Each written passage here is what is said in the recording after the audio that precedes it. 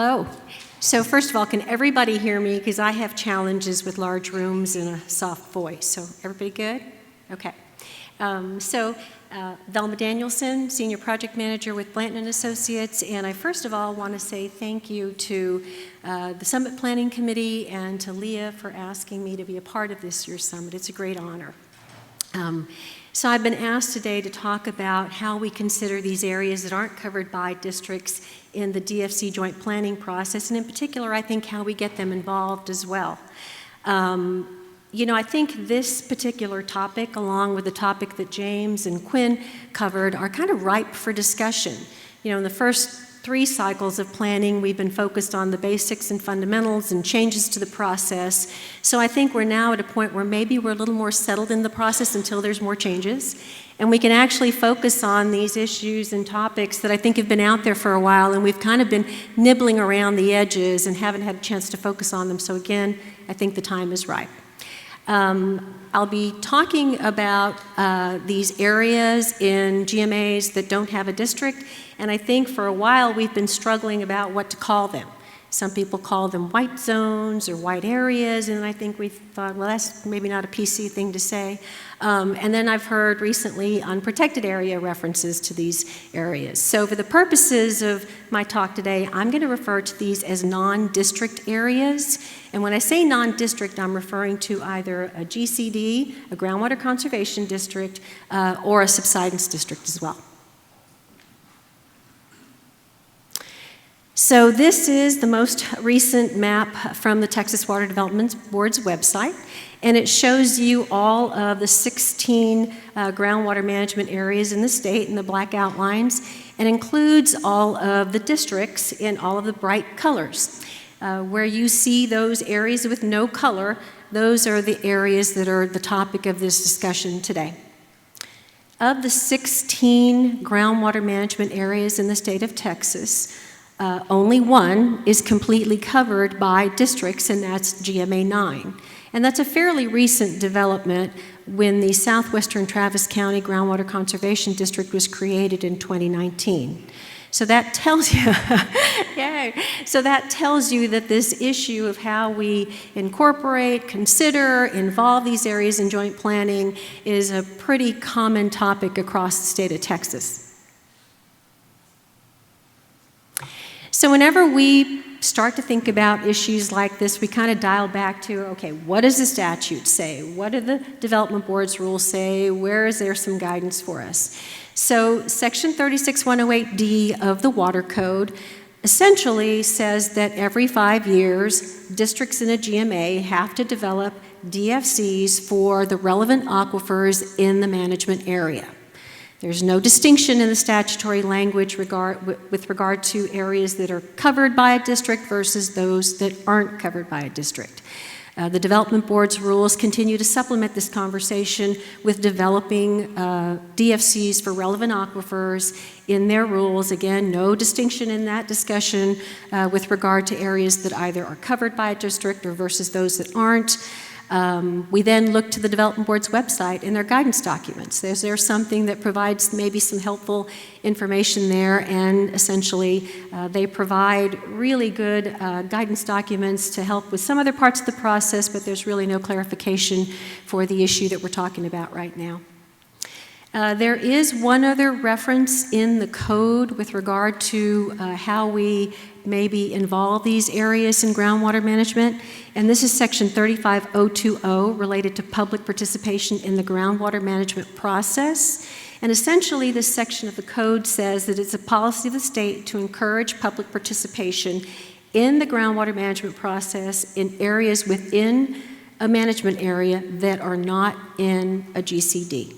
So not a whole lot of discussion about this issue. Maybe that's some flexibility. But again, I think this is clear that the relevant aquifer DFCs that we consider have to include both the areas within a district and those that are not in a district in a GMA. So why is it important to consider these areas in the DFC joint planning process? Well, first of all, there are significant areas of both management of the major aquifers and minor aquifers in the state that are not within the boundaries of a district, and therefore likely not included in the DFC joint planning process or considered in that process. This map shows you the blue areas are the major aquifers that are not within the jurisdiction of a district. The light areas are the minor aquifers. So it kind of just gives you a visual representation on the areas that are still not potentially included in the DFC planning considerations. Other reasons why it's important to consider and include these areas in DFC joint planning. Well, the DFCs and the MAGs are supposed to reflect the entire GMA and local priorities and local conditions, and without including these areas in participation, we're likely developing DFC statements that are not reflective of those priorities as well as the ones that are set out by the districts. Implementing and achieving DFCs across the GMA is also a responsibility of the districts. Without including these areas in how we develop our DFCs and MAGs, we're likely creating a situation where they're not considered if there are potential growth and development in parts of the GMA that are not factored into considerations as the DFC is being developed. That could present a problem to a district at some point in terms of implementing and achieving the resulting DFC. The cost and process to develop DFCs and develop the explanatory report can be significant to a district's budget. And without participation from these areas in that planning process from a cost share perspective, there's no way to spread those costs out equitably among the entire GMA. You know, with the data and the science availability and how we assess, we look at that data and science and how we assess the impacts on the DFCs and the 9 factors is really something we need to look at holistically when we're going through this process. Factors that could be impacted in terms of not potentially including consideration of these areas include the hydrogeological conditions, the aquifer uses and conditions, potentially private property rights, socioeconomic impacts, and other relevant information to the DFCs. So including these areas in these considerations will help us to ensure that we're looking at these impacts as holistically as we possibly can in the DFC process. Lastly, including and involving these areas in the process will help us further our efforts to engage stakeholders in the public and potentially build support for groundwater management in those areas that aren't covered by district. So how have some GMAs to date kind of worked with this issue of how we include and address these areas in the DFC joint planning process? We're going to talk about 2 examples today. GMA 9, which is on the right-hand side of the screen, and that map of GMA 9 includes the outcrop of the Trinity Aquifer within the boundaries of GMA 9, and that's in the darker green. It also includes the area of the Edwards Trinity Plateau Aquifer in the lighter green, that portion of that aquifer within GMA 9.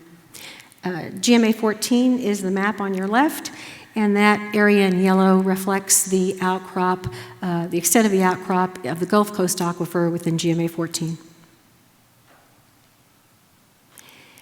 Taking a closer look at GMA 9, GMA 9 is located in the hill country portion of Texas. It covers all or parts of 9 counties in Texas, and as you can see, all of those areas are covered by a groundwater conservation district.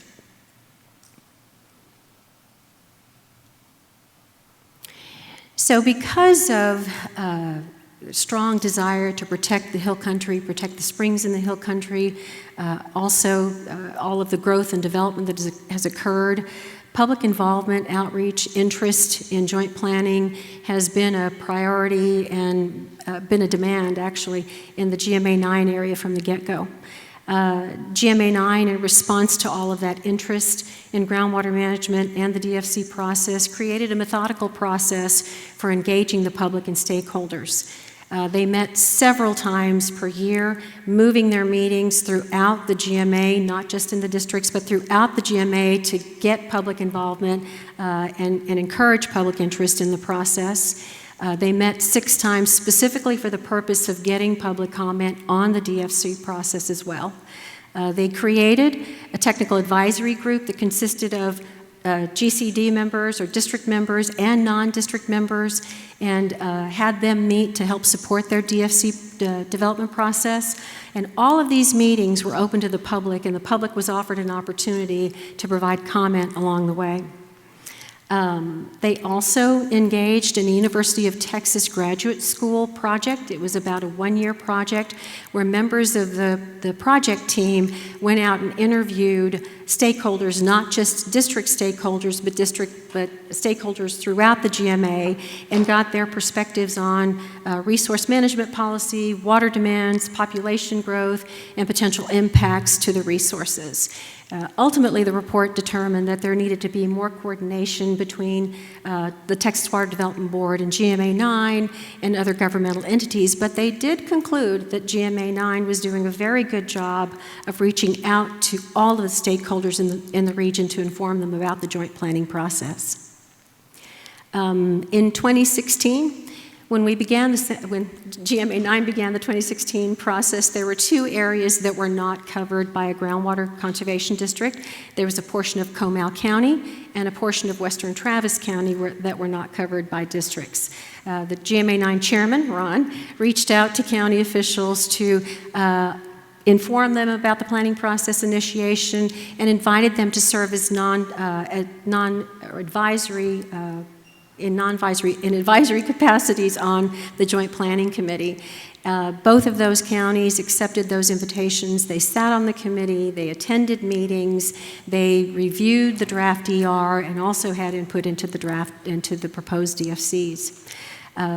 Also, Travis County gave a grant to the Barton Springs District to support some outreach efforts in Western Travis County, and also to support their efforts to start to gather data that would support future planning cycles.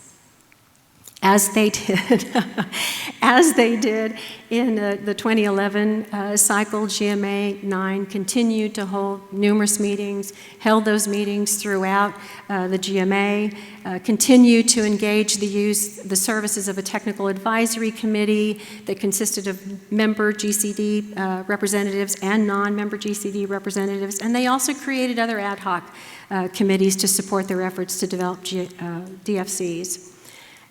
They used a process, they developed a process and a form for taking in public comment on the proposed DFCs, and they used that process and form for both their regular meetings and also used that process during the 90-day public comment period.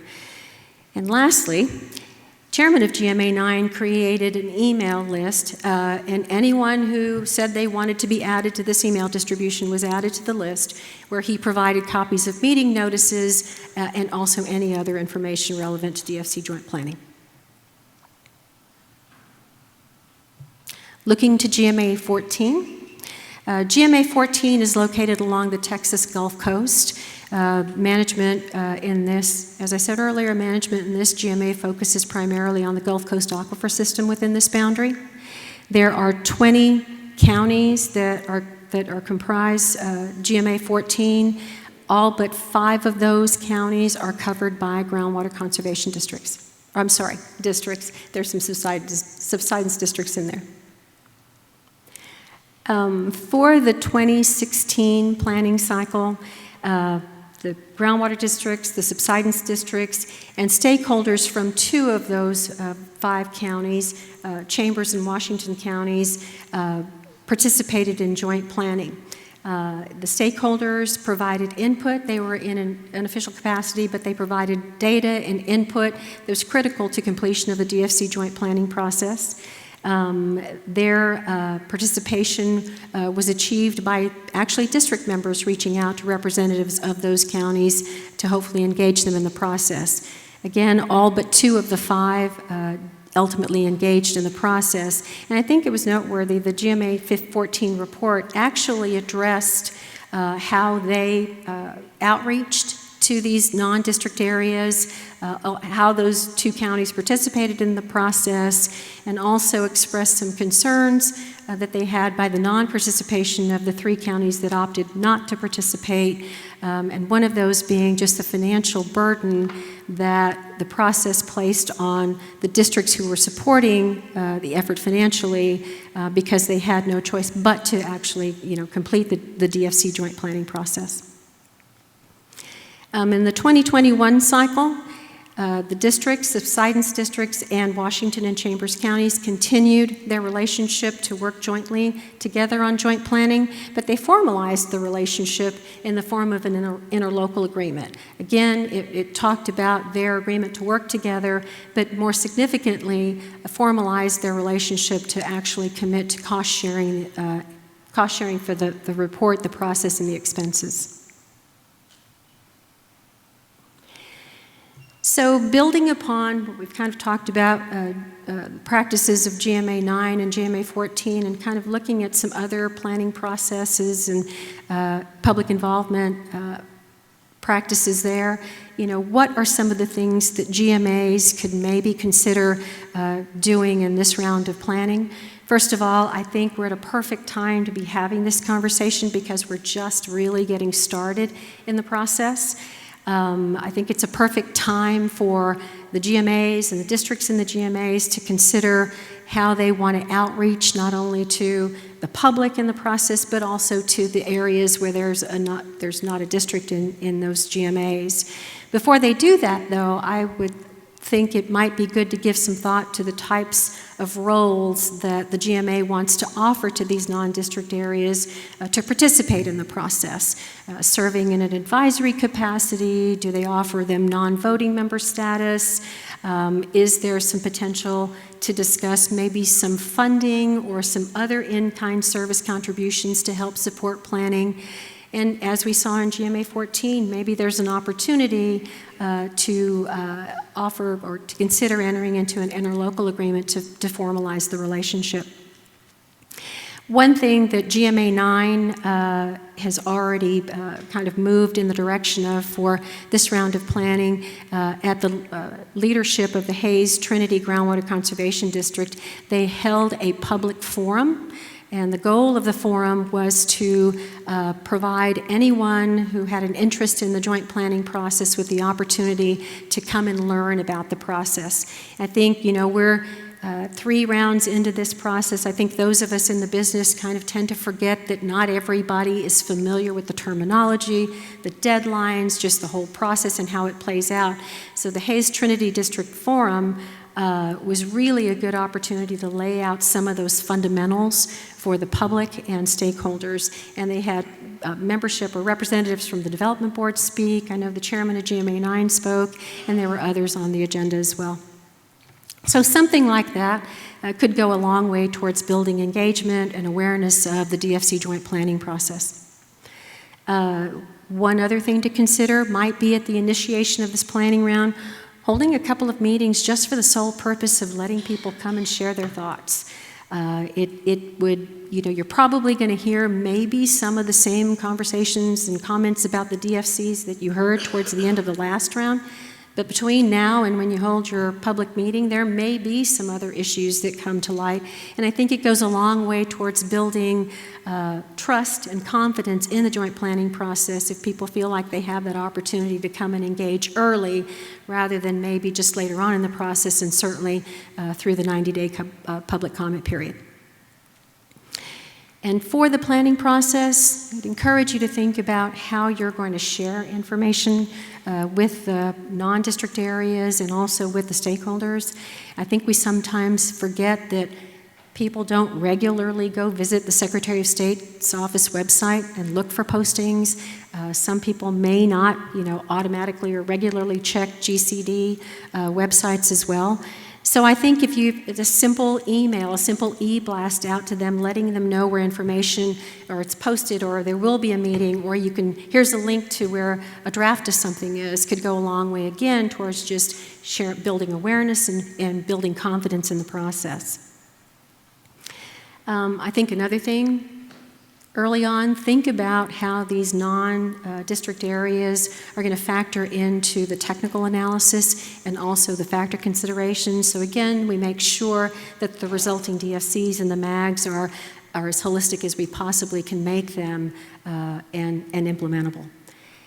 Lastly, it probably is a good idea to include, I think, some discussion in the explanatory report about how you considered these non-district areas in your planning process. It doesn't have to be a very long conversation, but I do think it's a good idea to include some discussion about how you how you contemplated both in the technical perspective, but also in factor considerations. And I think you can probably also talk about some challenges and opportunities that you might want to seize upon in the next round of planning.